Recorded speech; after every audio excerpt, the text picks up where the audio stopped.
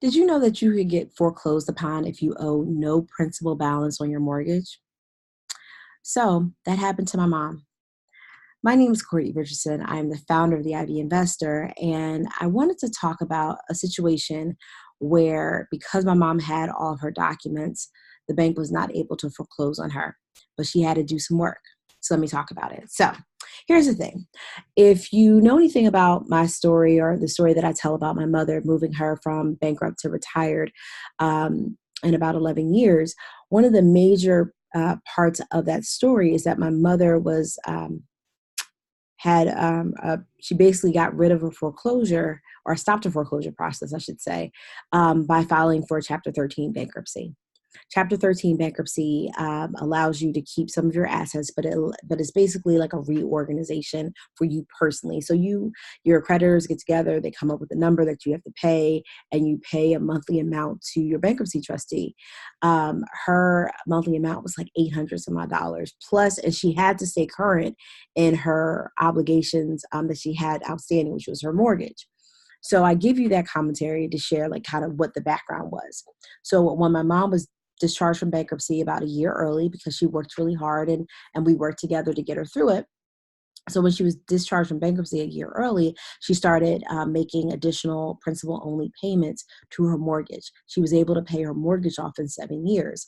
So in August 2012, she was completely paid off of her mortgage, her principal balance, but there was this outstanding fee amount that was still on her mortgage statement.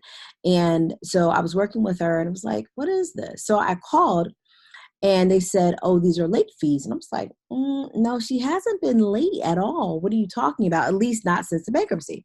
So backstory. If you know anything about the crash that happened in 2008, Bear Stearns was one of the companies that went under, and JP Morgan Chase actually purchased their mortgage portfolio, or at least some of their mortgage portfolio. I'm not sure how much they purchased, but they did. So I give you that background. So that information was the mortgage information my mother had with this Bear Stearns mortgage was moved over to JP Morgan Chase. They lost I know they lost her documents. I can't tell you what else happened, but I know they lost her documents. So the fees that were actually on her account were bankruptcy fees. They were fees arising from the bankruptcy, but the bankruptcy happened when the company was still was still Bear Stearns. So let me give you a timeline. So my mom filed for bankruptcy in about 2001, 2002. The stock market crashed, and kind of the financial crisis happened in about 2008. So there was about a 7-year difference between when she filed for bankruptcy and actually when the account was transferred over to JP Morgan. But they actually, like I said, lost all of her documentation. So there was about $6,000 that had to be paid. And so when I called, normally when you're at the end of your mortgage, like if something's on the account, you can kind of like, hey, I'll pay you guys in full. We'll like call it even Steven. We'll go about our way. So I call them, and they're like, oh, Ms. Richardson, you're going to have to pay this. And I'm like, well, you can't compromise it. And they're like, well, we'll send you to the bankruptcy department. The bankruptcy department is like, it's not an active bankruptcy. It wasn't our bankruptcy. We can't help you. And then we kind of went to different departments, all getting bounced around. And this is August. And like I said, the mortgage was completely paid off in terms of the principal balance, was just these outstanding fees. I'm just like, Urgh. So I said, okay, no problem. I said, you know what we'll do is, I don't have $6,000 to give you right now, because that's approximately how much the fees were. But I'll just pay this $1,200 that we've been paying until it's paid off. So we were paying it, paid it every single month at the same time. I mean, it was late it had to be paid before the 5th of the month. So we were paying on the 1st or the 2nd or 3rd, whenever. But we basically pay it on well before we were supposed to, and it was only considered late on the 15th. So what starts happening as of September's payment on, they keep calling us. They're like, oh, Ms. Richardson, your payment is late. And I'm like, says when? I said, did you get the payment? And they were like, well, yes, Ms. Richardson, we got a payment. I said, well, how much is the payment? They were like, $1,200. I remember this, $1,208.56. And I was like, okay. And how much is the amount due? Well, Ms. Richardson, your payment is $1,208.56. I was like, do you hear yourself? And I'm like, oh, Ms. Richardson, we're so sorry. 7 days later, same telephone call, same thing. I was like, y'all got to be kidding me. So not only are you not waiving any of these fees, but you guys are going to call me like on a weekly basis asking me where this payment is when you already got the payment. And I was like, oh, we're not going to do this. So I reached out to, so pretty much, so I waited until I was actually licensed to practice law. Cause I said, well, hold on. I don't be representing. I want to put my ESQ on something, but not this, not yet. So what ends up happening is I was licensed in October 2012. So when I came home from West Virginia for Thanksgiving, I said, I'm going to sit down and work on this. So 4 pages later and 16 exhibits. It was like a really thick packet, and I overnighted it to the Consumer Financial Protection Bureau in Texas because I was trying to get support and no one was listening to me. So I said, okay, no problem. So I sent it to them. And that was like at the end of November. So beginning of December, I get my mom calls me and says, I got this check for like over $2,000 from the mortgage company. Do you know what's going on? And I'm like, I have no idea. So just hold on. Let me call them. So I call the number, put in the account number, everything. Silence. I was like, that's odd. Call it in again. They're like, we're transferring you to a customer service agent. I was like, okay, fine, no problem. So I'm just waiting. And, I get on the phone with somebody and like, well, what's your name? And I tell them my name. And, I have to get my mom on the phone because, it's not my mortgage. So I get her on the phone. They're like, oh, Miss Richardson, we're just, I was like, I can't seem to get my mortgage to come up in the system. Can you assist me? And they said, no problem. So I give them the information. I said, Miss Richardson, your mortgage is paid off. Paid. Hold on. What do you mean?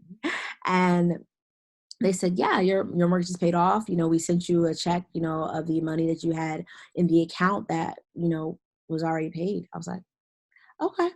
So luckily, my boyfriend at the time was working in the Department of Records. And he said maybe about 2 weeks after that conversation, maybe a week after that conversation, he says, I have a satisfaction in your hand for your mom's property. I was like, so the mortgage is satisfied. Oh, yes, yes, yes, yes, yes.